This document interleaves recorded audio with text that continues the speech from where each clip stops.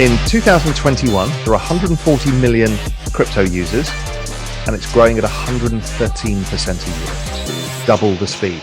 Now, this is where humans struggle. Linear numbers and exponential numbers. Because it's exponential, it means that growing at 113% a year, we're going to go from 140 million people to 1 billion people by 2024.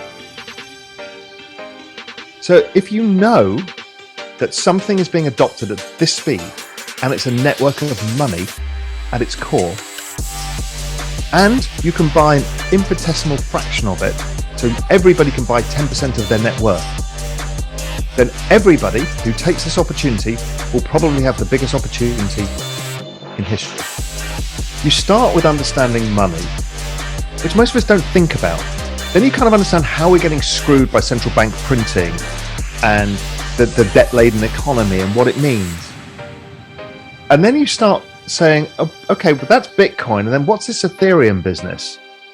And then you start realizing decentralized finance, and you're like, it's kind of a finance thing, but that's kind of cool because I can get yields now. You know, I can get, instead of getting zero on my bank account for my hard savings, I can now get 6% a year. Wow, that's a difference. It's like going back 25 years in time. And then suddenly NFTs come and community tokens, and suddenly your mind is completely blown that this is not just money. It's the entire exchange, transfer and storage of value for the internet. Whole business models are about to change massively because of what this technology unlocks. And then once you get your head around that, you're like, oh God, I can't even hold this in my mind any longer. It's so big. And that it's not just buy some Bitcoin, I'm going to make some money over time.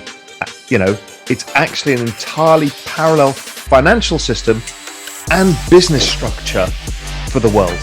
And it's being adopted faster than anything we can ever imagine.